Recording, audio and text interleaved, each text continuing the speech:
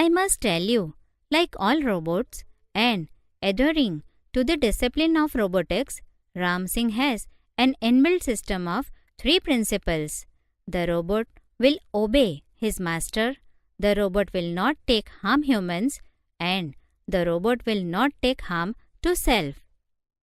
મારે તમને જણાવવું જ જોઈએ કે બધા રોબોટ્સની જેમ અને રોબોટિક્સ એટલે કે યંત્રમાનવ બનાવવાનું વિજ્ઞાનના નિયમ અનુસાર રામસિંહની રચનામાં 3 સિદ્ધાંતો ગોઠવવામાં આવ્યા છે.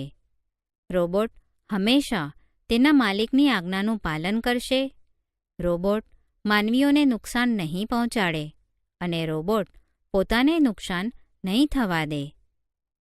Prem Chopra heard the first principle and it impressed him.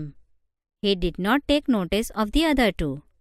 He nodded delightedly and assigned the sale deed and contract of no misuse of the robot. He had now got a servant and an accomplice.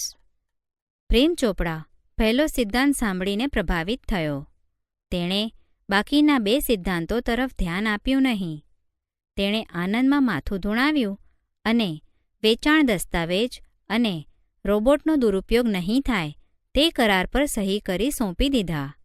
હવે તેની પાસે એક નોકર અને સાગરીત હતો. If Ramsingh 070, my robot can shop for groceries, then why not for better things like jewels? thought Prem Chopra. પ્રેમ ચોપરાને વિચાર આવ્યો, રામસિંહ 070 મારો રોબોટ જો કરિયાણું ખરીદી શકે તો હીરા જેવી સારી વસ્તુઓ કેમ નહીં? In the market, robots carrying heavy packets, buying theatre tickets, carrying groceries to the cars were a common sight, but still strange and amusing servants. Ramsingh 070 was thoroughly efficient.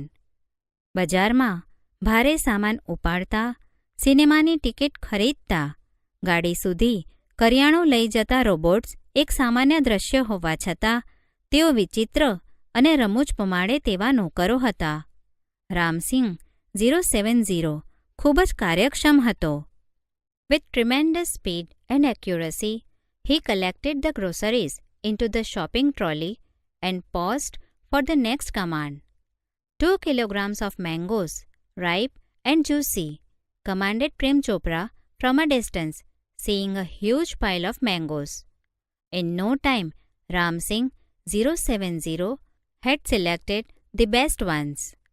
તે અતિશય ઝડપ અને ચોકસાઈથી બધો જ સામાન હાથગાડી એટલે કે ટ્રોલીમાં ભરીને બીજા આદેશની રાહ જોતો ઊભો રહ્યો.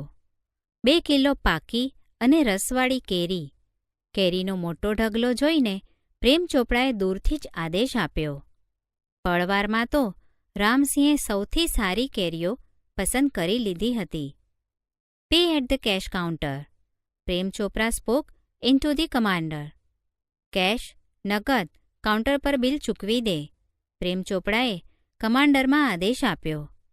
Ramsinh 070 followed Prem Chopra like a faithful dog when he stopped at Gopal Jewellers. Through the glass window, he saw a generous display of gold ornaments. Quickly, Prem Chopra disappeared around the corner and spoke into the remote control, softly and clearly. Pick up a necklace, not to be revealed. Top secret. Otherwise, I will defuse your system. He threatened. Prem Chopra Gopal jewellers પાસે ઊભો રહ્યો ત્યારે રામસિંહ 070 એક વફાદાર કૂતરાની જેમ તેમની પાછળ ગયો. કાચની બારીમાંથી તેણે વિપુલ પ્રમાણમાં ગોઠવેલા સોનાના દાગીના જોયા. તે ઝડપથી એક ખૂણામાં સંતાઈ ગયો અને રિમોટ કંટ્રોલમાં ધીમેથી અને સ્પષ્ટ બોલ્યો, એક હાર ઉઠાવીને સંતાડી દે. શાંતિથી, માહિતી બહાર પડવી ન જોઈએ. એકદમ ખાનગી છે, નહીંતર હું તારી સિસ્ટમ બંધ કરી નાખીશ. તેણે ચેતવણી આપી. Ramsinh 070 moved inside the shop, close to the counter. His metallic palm extended forward silently, and a necklace went into the storage unit without a clink or a jingle. Nobody took notice. Ramsinh 070એ દુકાનમાં પ્રવેશ કર્યો અને કાઉન્ટરની સાવ નજીક ગયો. તેનો ધાતુનો હાથ ધીમેથી અવાજ કર્યા વિના આગળ લંબાવ્યો અને કોઈપણ રણકાર કે ખણખણાટ વિના સ્ટોરેજ યુનિટ એટલે કે સંગ્રહ એકમમાં હાર પહોંચી ગયો. કોઈને ખબર ન પડી